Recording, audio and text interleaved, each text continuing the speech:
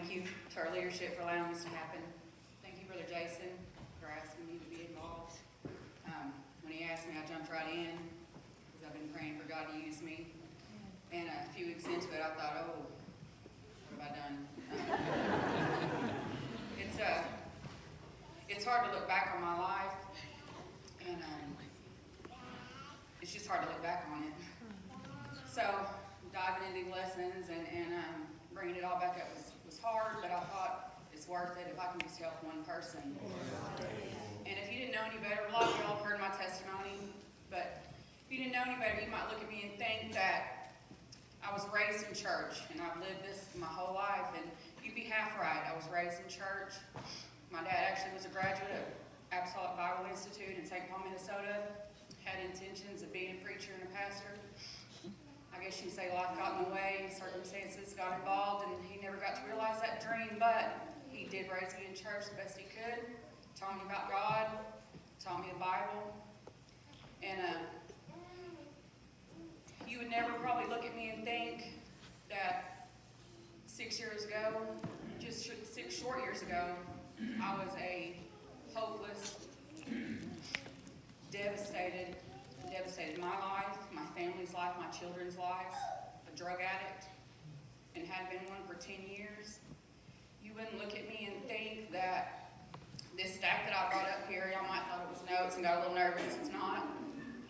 This is just some of the warrants that I kept.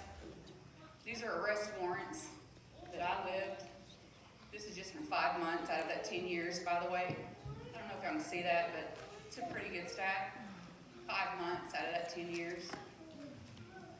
You might not look at me and think that I used to go from pharmacy to pharmacy, in-state, out-of-state, buying pills to be used to manufacture methamphetamines. You might not think that every house I lived in, I could have to use both hands to count that in at least one back room there was a meth lab going at all times. You wouldn't look at me and think that, but that was my life. You might not know these scars on my arms are from me being so numb and desperate that I would cut myself just to see if I could feel it.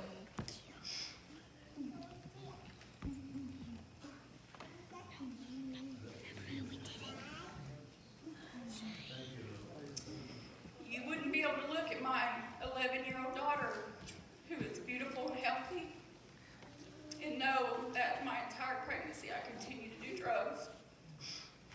Never saw a doctor. But God had his hand on me, he had his hand on her.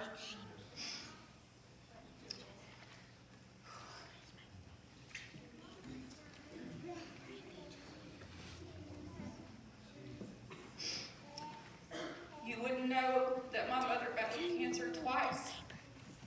Both times I was so messed up that I wasn't there for her, wasn't there for my brother. The second time, I didn't even know she was sick until just a few weeks before she passed away. I destroyed my life. Not only did I do that, I destroyed other lives. Not only did I do drugs, I sold drugs. And I was that drug dealer that if you said you didn't want it, I'd make sure before you left you did.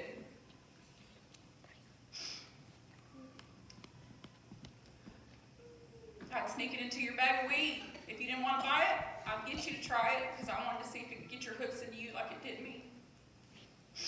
But I stand here before you today, 5 years and 11 months clean today.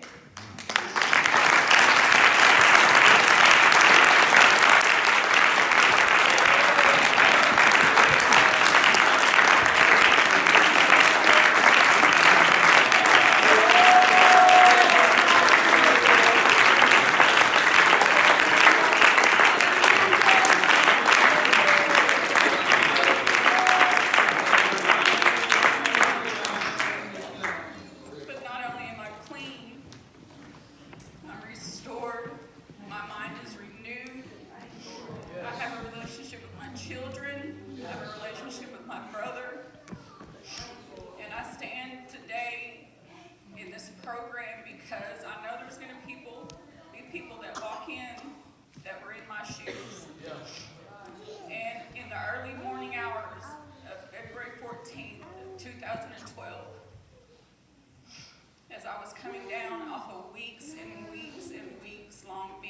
drugs and partying, trying to go to sleep.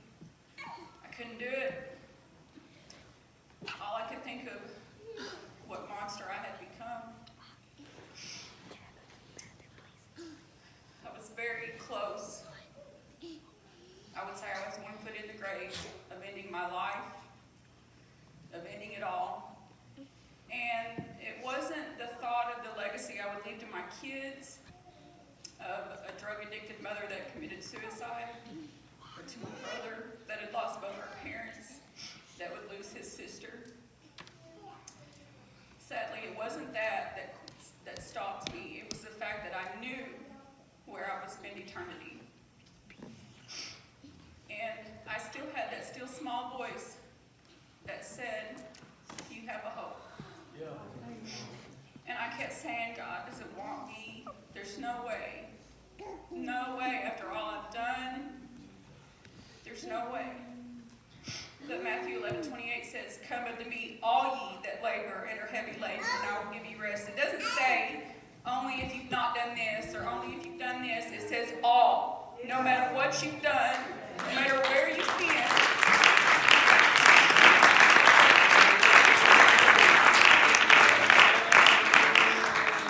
So that is my hope for this program. It's my hope for people to walk in here, maybe with 1 foot in the grave, thinking that, as Brother Stephen said, they don't know the hope that we have. They don't know that hope. If I hadn't have known that hope, I would not be here. There's no doubt in my mind.